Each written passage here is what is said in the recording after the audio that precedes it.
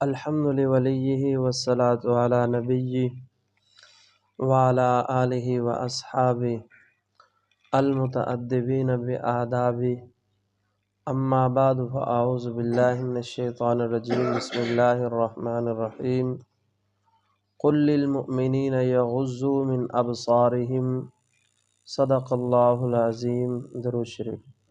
اللہم صل علی سیدنا محمد وعلی آل سیدنا محمد وبارک وسلم۔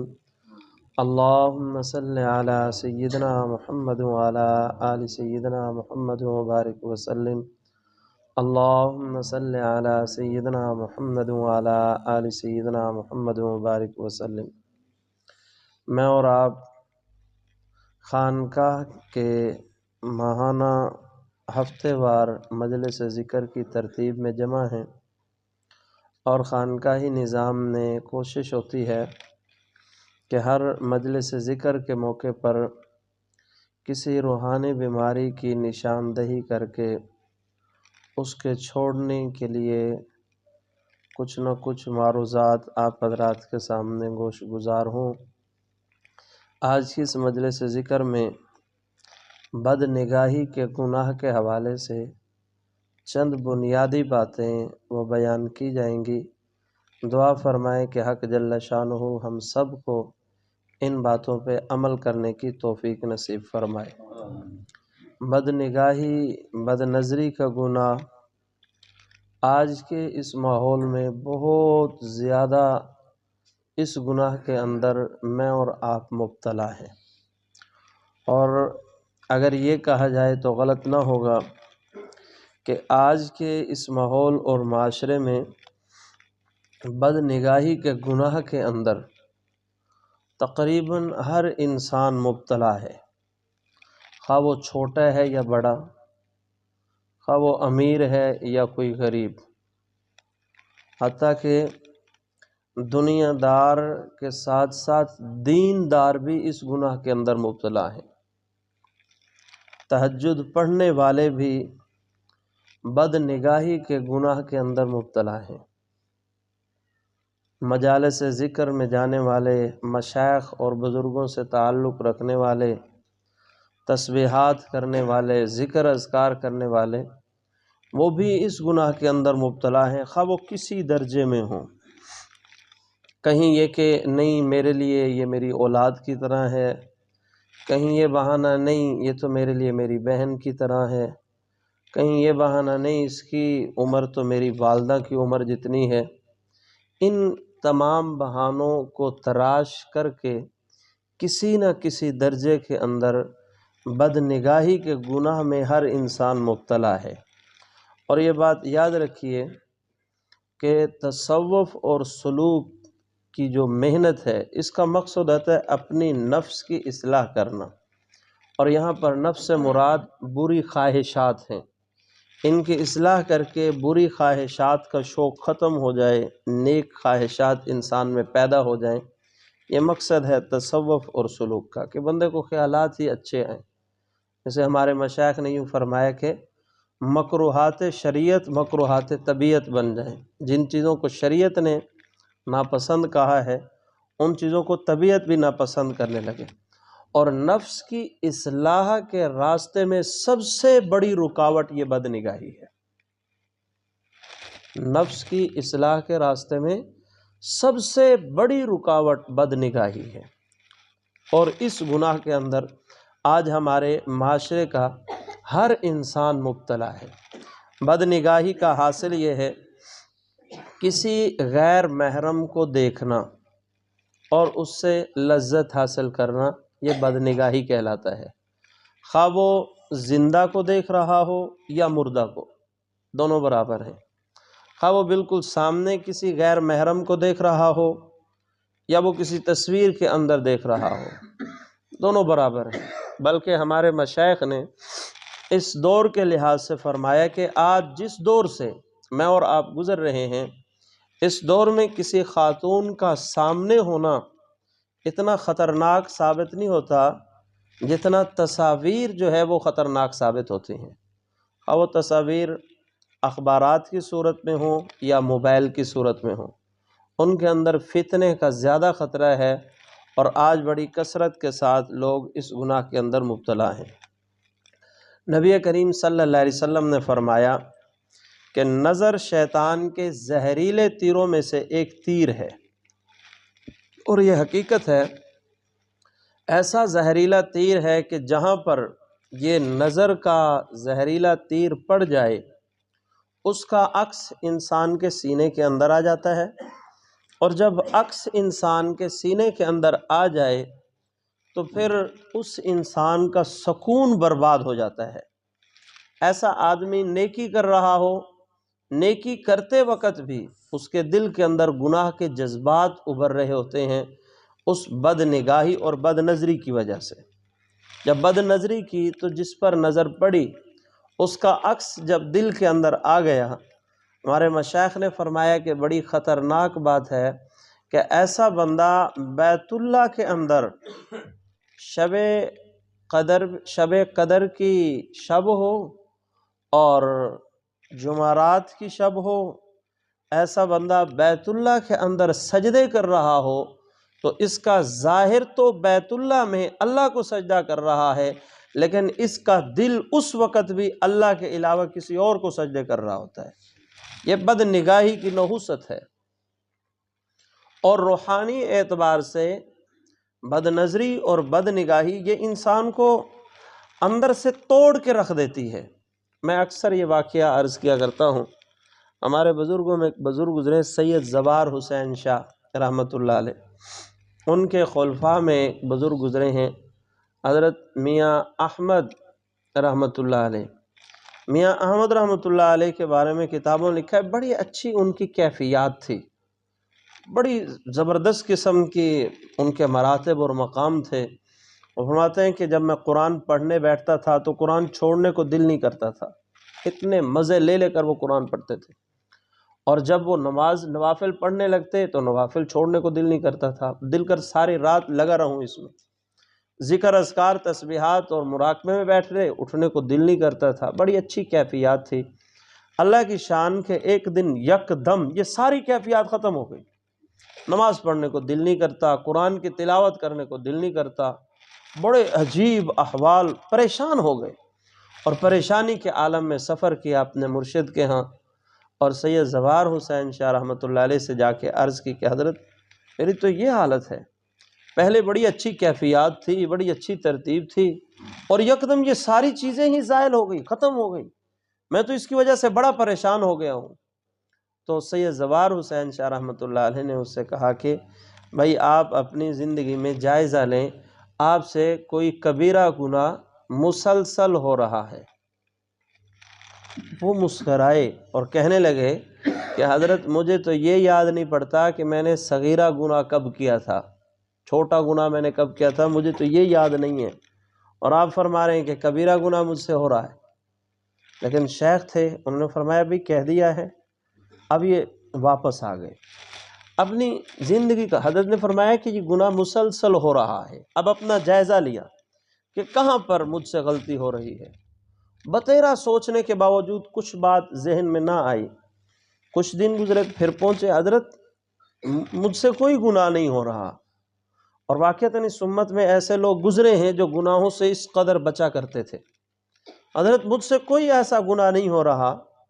ہمیں فرمایا کہ جاؤ دوبارہ جائزہ لو، اور گناہ بھی بد نگاہی کا ہے جو تم سے سرزد ہو رہا ہے۔ کہنا حضرت میں مسجد کے علاوہ کہیں اور جاتا نہیں، اور جب گھر سے نکلتا ہوں تو میری نظر اپنے پاؤں پر ہوتی ہے، مسجد میں پہنچتا ہوں پھر سر اٹھاتا ہوں، نماز پڑھ کے پھر واپسی پہ بھی یہی کیفیت ہوتی ہے، سیدھا اپنے حجرے میں تو ادھر ادھر نظر اٹھا کے ہی نہیں دیکھ سکتا، میری عادت ہی نہیں ہے، مزاج ہی نہیں ہے میرا۔ تو ہم نے فرمایا بھئی ہم نے جو کہہ دیا، اب جاؤ جا کر جائزہ لو اپنا۔ اب یہ واپس آئے، گھر میں پریشان بیٹھے تھے کہ اہلیہ نے پوچھا کہ آپ اتنے پریشان کیوں ہیں، اداس کیوں ہیں اتنے؟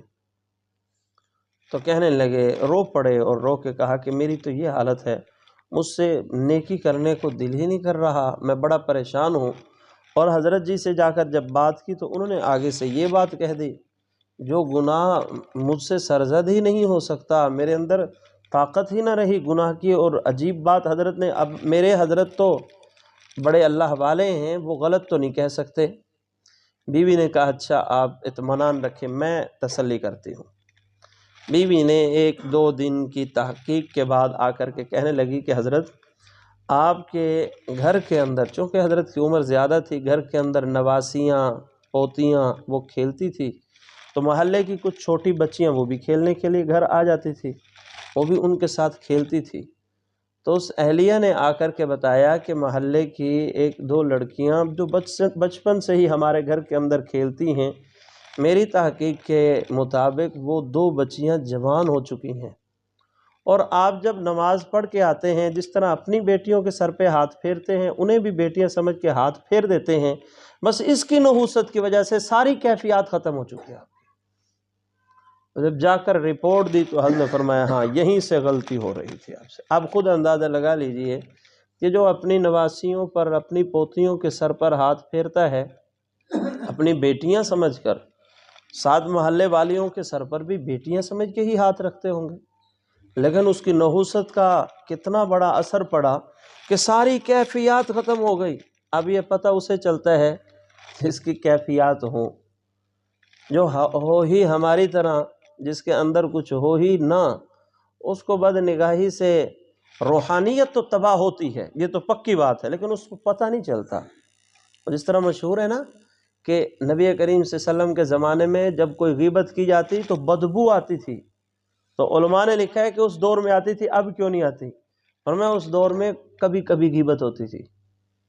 اب جس دور سے میں اور آپ گزر رہے ہیں، ہر آدمی کی مجلس اس وقت تک ختم ہی نہیں ہوتی جب تک کسی کی غیبت نہ ہو جائے، تو ہم بدبو کے عادی بن چکے ہیں۔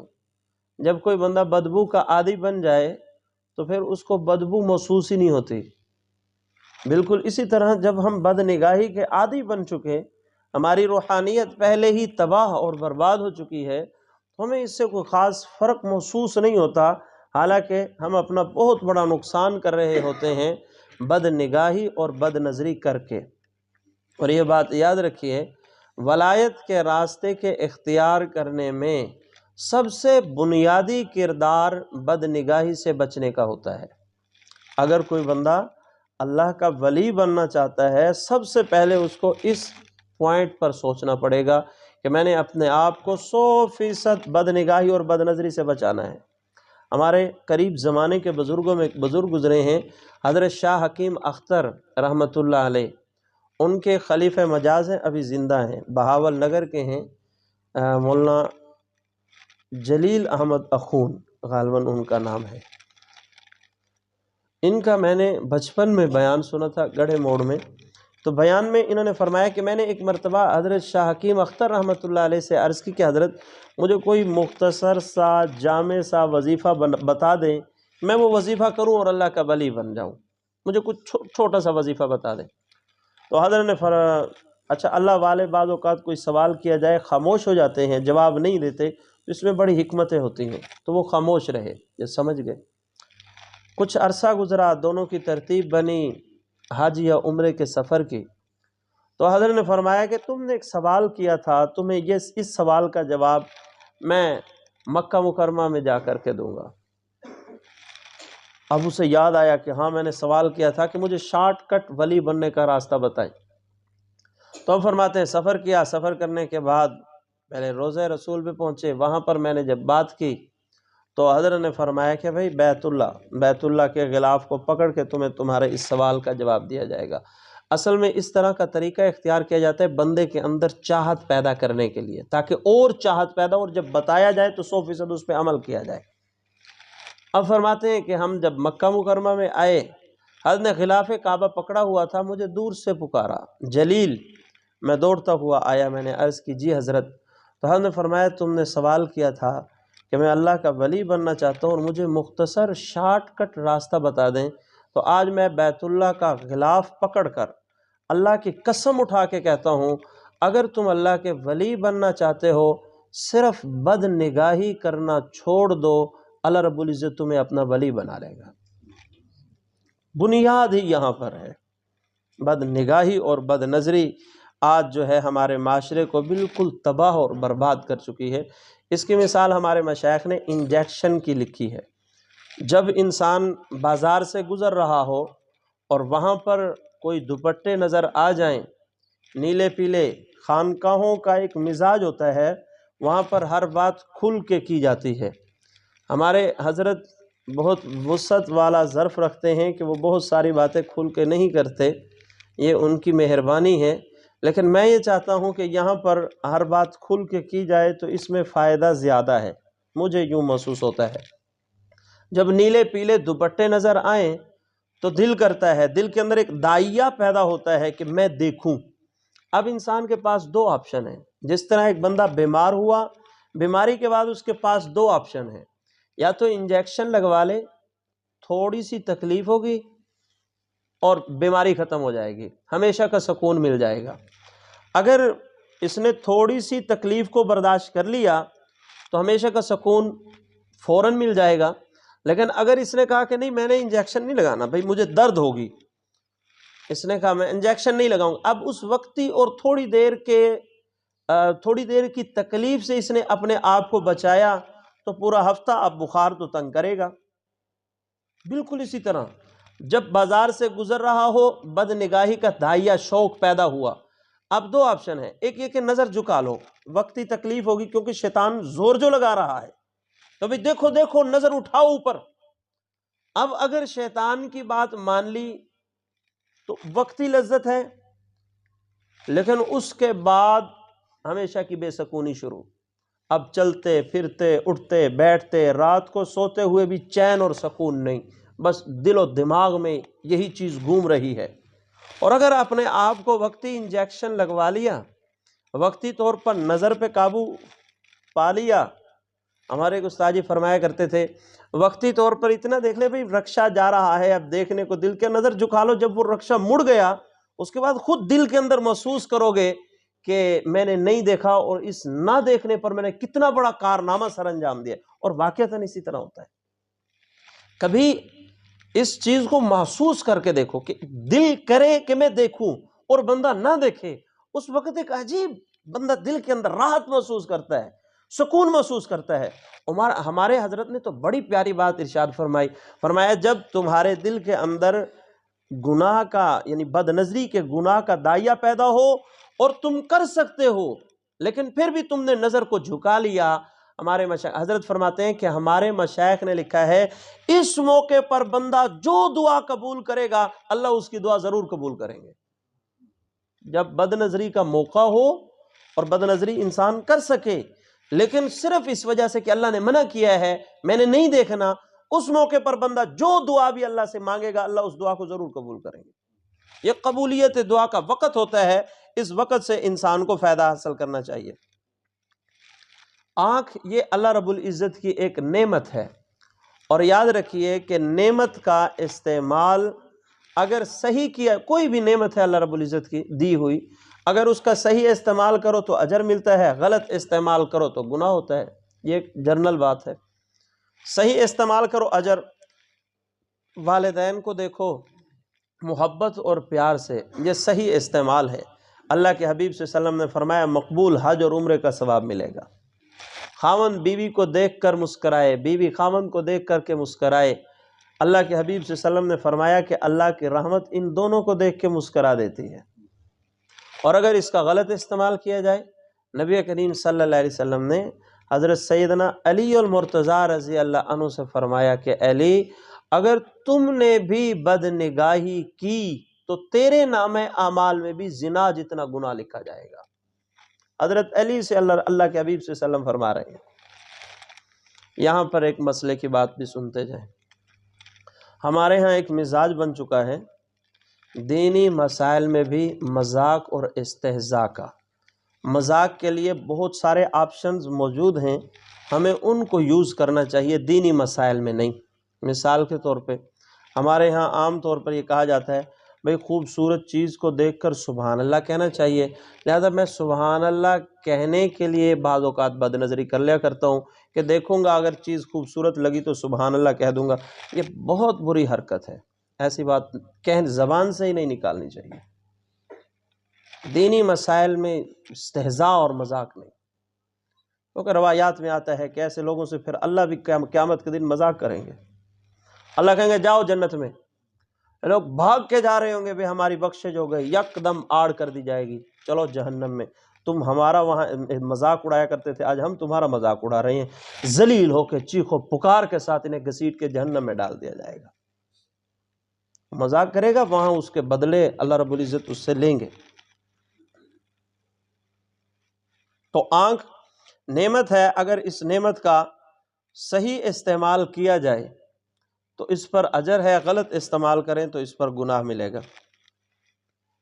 ہمارے مشائخ نے لکھا کہ اگر بد نگاہی اور بد نظری کا تقاضا پیدا ہو تو اس وقت انسان کو یہ بات سوچنی چاہیے کہ یہ جو میں رال ٹپکا رہا ہوں اور نظر باندھ کے دیکھنا چاہتا ہوں، اگر میری اس حرکت کو میرا بیٹا دیکھ لیتا، میری اس حرکت کو میرا باپ دیکھ لیتا، میری اس حرکت کو میرا استاد دیکھ لیتا، میری اس حرکت کو میرا شیخ اور مرشد دیکھ لیتا، اور میں یوں تکے جا رہا ہوں اور وہ مجھے دیکھ رہا ہو، تو کتنی شرمندگی کی بات ہوگی۔ وہ کیا کہے گا کہ بڑا بدتمیز ہے یار یہ۔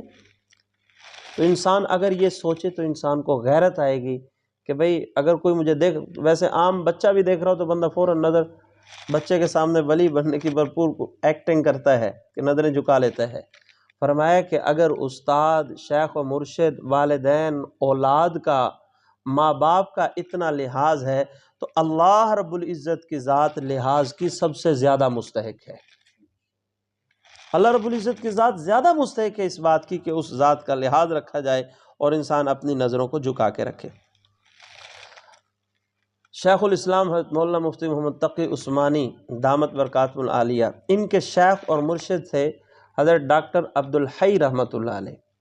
ڈاکٹر عبدالحی رحمۃ اللہ علیہ فرمایا کرتے تھے کہ قیامت کے دن اگر اللہ رب العزت بندے سے یوں کہہ دیں کہ تمہارے سامنے دو آپشن ہیں، ایک یہ کہ تمہارے گناہوں کو چھپا کے رکھیں گے، کسی کو بتائیں گے نہیں، تو جہنم میں چلا جا، بے حساب کتاب سکون سے جہنم میں جا۔ ایک یہ کہ تیری ساری زندگی کی فلم چلاتے ہیں، لوگ تیرے کرتوتوں کو دیکھیں اور تیرے لیے جنت کا فیصلہ کر دیتے ہیں۔ تو حضرت ڈاکٹر عبدالحی رحمۃ اللہ علیہ فرمایا کرتے تھے کہ قیامت کے دن یہ بندہ جہنم میں جانے کو ترجیح دے گا اور اپنی ویڈیو، اپنی فلم چلانے سے اپنے آپ کو بچانے کی کوشش کرے گا۔ کیوں؟ شرم آئے گی، اپنے کرتوت جب سامنے آنے کا خطرہ ہوگا۔ یہاں پر ایک بات انسان کے ذہن میں آتی ہے کہ اگر انسان پریشان ہو تو پریشانی کے وقت تو بندے کو بے عزتی محسوس ہی نہیں ہوتی، بندہ پریشانی کے وقت میں بے عزتی کو برداشت کر جاتا ہے، تو معاشر کے میدان چونکہ بہت بڑی پریشانی ہوگی کہ میں جہنم میں نہ چلا جاؤں، تو وہاں بے عزتی کی وجہ سے یہ کس طرح برداشت کرے گا؟ تو فرمایا ہمارے استاد مولانا افتخار احمد صاحب دامت برکاتہ العالیہ دارالعلوم عیدگاہ کبیر والا کے استاد ہیں، انہوں نے اس سوال کا جواب تفسیر کا درس دیتے ہوئے، بیان کرتے ہوئے ہمیں فرمایا کہ بیٹا قیامت کے دن انسان کی عقل کامل ہوگی، اور جب عقل کامل ہوگی تو تھوڑی سی بے عزتی بھی بہت بڑی بے عزتی محسوس ہوگی۔ جتنی بندے کی عقل زیادہ ہو نا، اتنی اسے غیرت زیادہ آتی ہے، شرم زیادہ آتی ہے۔ تو فرمایا اس دن انسان جہنم کے اندر جانے کو ترجیح دے گا، لیکن اپنی فلم چلانے میں اپنی بے عزتی محسوس کرے گا۔ شیطان کو جب اللہ رب العزت نے دھتکارا تو اس وقت اس لعین نے اللہ رب العزت سے فرمایا تھا کہ میں انسان کے اوپر حملہ کروں گا، دائیں سے، بائیں سے، آگے سے، پیچھے سے، چاروں اطراف سے حملہ کروں گا۔ ہمارے مشائخ نے فرمایا کہ شیطان کی یہ چاروں باتیں مان لی گئی تھی، دو باتیں ذہن سے ہی اللہ نے نکال دی، اوپر کا حصہ اور نیچے کا حصہ۔ اوپر سے حملہ نہیں کر سکتا، نیچے سے نہیں کر سکتا۔ اب اگر کوئی بندہ نظر اوپر اٹھا کے چلے تو ظاہر ہے ٹھوکر کھائے گا، تو اب اس کے لیے صرف ایک راستہ بچا ہے، اور اسی کا اللہ رب العزت نے حکم دیا، قُل لِّلْمُؤْمِنِينَ يَغُضُّوا مِنْ أَبْصَارِهِمْ، کہ اپنی نظروں کو نیچے رکھیے، دائیں بائیں، آگے پیچھے، اور اوپر کے راستے سے بھی خطرہ ہے ٹھوکر کھانے کا، لیکن نیچے دیکھنے کا راستہ ایک ایسا راستہ ہے جہاں پہ گمراہی کے کوئی چانس نہیں۔ لہٰذا اللہ رب العزت نے بھی ہمیں یہی حکم دیا کہ اے انسان جب تو چلنے لگے تو اپنی نظروں اپنی نگاہوں کو نیچے رکھا کرو تاکہ کسی فتنے کے اندر مبتلا نہ ہو۔ کسی اجنبی خاتون کو دیکھ کر لذت حاصل کرنا جس طرح گناہ ہے، اسی طرح تصویر دیکھ کر لذت حاصل کرنا یہ بھی اسی طرح گناہ ہے۔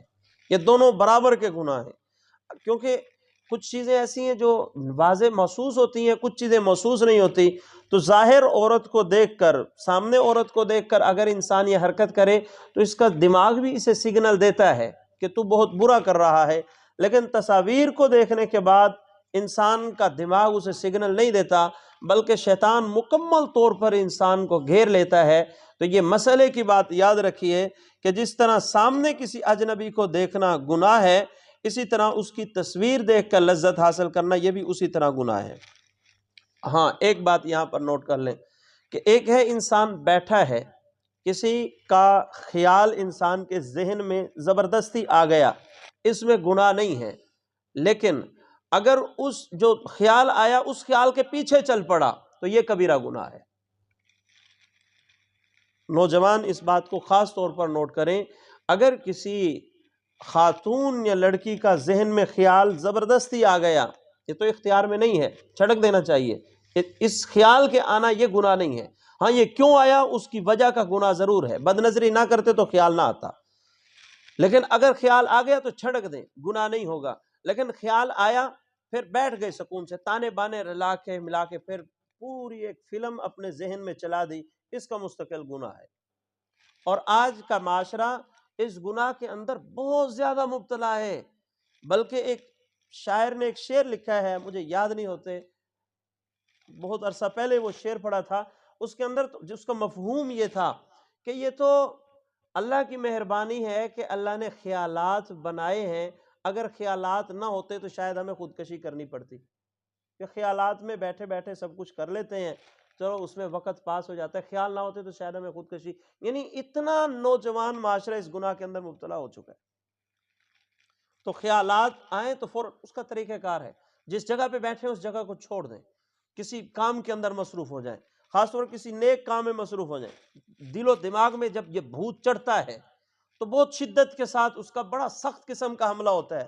اس حملے سے بچنے کا طریقہ، وضو کریں، جلدی سے تسبیح اٹھا لیں، وضو کر کے قرآن مجید پڑھنا شروع کر دیں، اپنے آپ کو مصروف کریں گے تو بچنا آسان ہو جائے گا۔ اور یہ چیزیں ہمارے مشائخ کے تجربات سے گزری ہیں، انہوں نے یہ کام کیے ہیں اور اس کے بعد اللہ رب العزت نے انہیں نوازا ہے۔ جب اس طرح کے احوال آئیں اپنے آپ کو فوراً تبدیل کرنے کی کوشش کریں، بدلنے کی کوشش کریں، اللہ ضرور کرم فرما دیں گے۔ حضرت حکیم الامت مولانا اشرف علی تھانوی رحمۃ اللہ علیہ نے فرمایا، جب تمہیں بد نگاہی کرنے کا داعیہ تمہارے دل میں پیدا ہو، شوق پیدا ہو، تو اس وقت بد نگاہی نہ کیا کرو۔ جو لوگ ہمارے ہمدرد تھے، ہمارے خیر خواہ تھے، ان کے جملوں کو کتابوں میں پڑھتے ہوئے بھی بندے کو ایک درد محسوس ہوتا ہے کہ انہوں نے کتنے درد سے یہ بات کہی ہوگی۔ فرمایا کہ جب تمہارے دل کے اندر یہ خیال پیدا ہو، شوق پیدا ہو، نوجوان گناہ مت کیا کرو، مت دیکھا کرو۔ فرمایا کیوں؟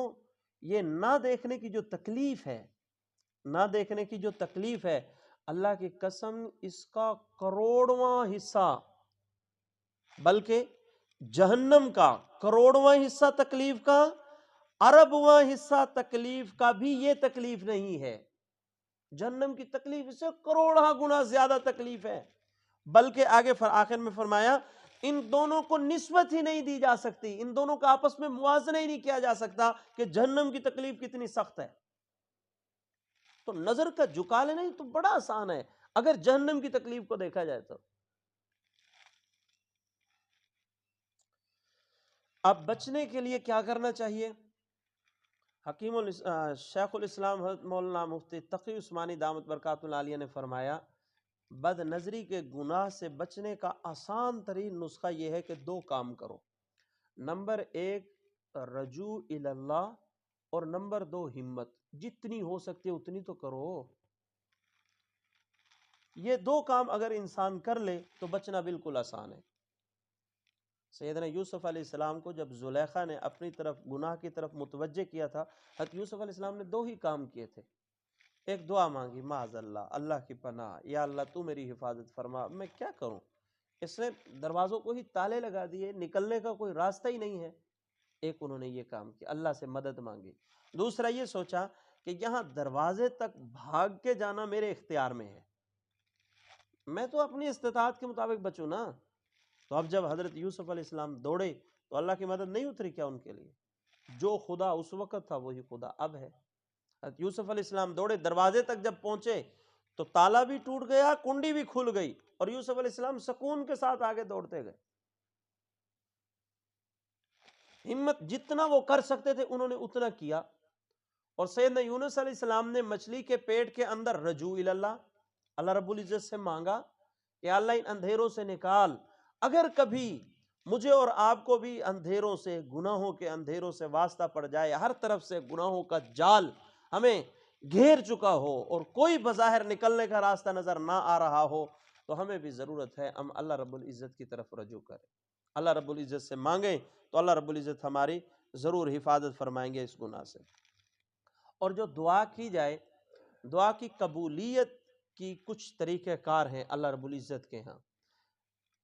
جو کچھ بندے نے مانگا، یہ قاعدہ کلی آپ نے پہلے بھی سنا ہوگا، جو کچھ بندہ اللہ سے مانگتا ہے اللہ ضرور دعا قبول کرتے ہیں۔ ہم بعض چیزیں بندے کے فائدے کے لیے نہیں ہوتی، بندے کو ان چیزوں سے فائدہ حاصل نہیں ہونا ہوتا جو وہ مانگ رہا ہوتا ہے، تو اللہ کہتے ہیں کہ اس بندے کے فائدے میں یہ بات نہیں ہے، اس کی فیورٹ میں یہ بات غلط ہے، تو اس دعا کو اللہ قبول نہیں کرتے۔ تو اب جو بندہ یہ دعا کرے کہ یا اللہ مجھے گناہ سے بچا، تو یہ تو واقعتاً انسان کے فائدے والی دعا ہے، تو یہ دعا ضرور قبول ہوتی ہے۔ اس دعا کے قبول نہ ہونے کے کوئی چانس ہی نہیں ہے۔ جو بندہ اللہ سے یہ دعا مانگے کہ اللہ مجھے گناہ سے بچا، یہ دعا اس بندے کے فائدے کے لیے ہے نا، اس میں انسان کا کوئی نقصان ہے ہی نہیں، کوئی انسان کے لیے الٹا پہلو اس دعا میں ہے ہی نہیں، تو یہ دعا ضرور قبول ہوتی ہے۔ اب یہاں پر سوال پیدا ہوتا ہے، بعض اوقات بندہ دعا مانگتا ہے کہ یا اللہ مجھے ہمیشہ گناہوں سے محفوظ رکھ، پھر بھی گناہ ہو جاتا ہے، تو اب اس کی کیا وجہ ہے؟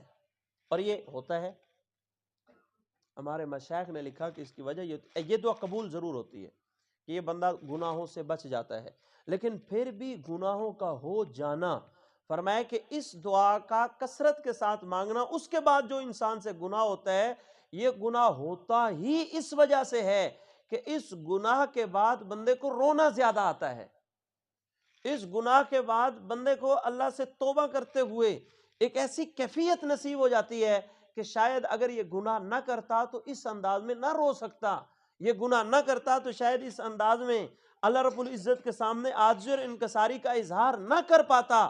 تو اللہ رب العزت بعض اوقات گناہ کرواتے ہیں تاکہ یہ توبہ میں اتنا روئے کہ اس کا رونا مجھے پسند آئے اور میں اسے اپنے محبوب بندوں میں شامل کر لوں۔ یعنی یہ آندھیاں اور طوفان چلتے ہیں انسان کو بلندیوں کی طرف اڑانے کے لیے، تو کبھی بھی بندہ دعا سے مایوس نہ ہو کہ میری دعا قبول نہیں ہوتی، میری دعا قبول نہیں، نہ، دعا قبول ضرور ہوتی ہے، قبولیت کا زاویہ جو ہے وہ مختلف اور جدا ہے۔ تو اس اصول کو جو ہے اب میں اور آپ ذہن میں رکھ لیں، ساری گفتگو کو خلاصہ کہ بدنگاہی کے گناہ سے بچنے کے لیے، بلکہ جتنے گناہ ہیں ان تمام گناہوں سے بچنے کے لیے یہ اصول بہترین ہے کہ دو کام بندہ کرے، اپنی ہمت کے مطابق بچنے کی کوشش کرے اور اللہ سے مدد مانگے کہ یا اللہ تو مجھے بچا، یا اللہ تو میری حفاظت فرما، تو مجھے اس گناہ کے ماحول سے بچا۔ اللہ رب العزت اس بندے کو اس ماحول سے ضرور، اس مصیبت سے اس بندے کی جان جو ہے چھڑا دیں گے۔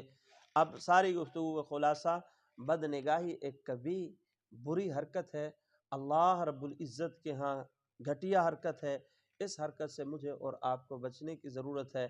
دعا ہے کہ حق جل شانہ ہمیں اس گناہ سے بچنے کی توفیق نصیب فرمائے۔ وما علینا الا البلاغ۔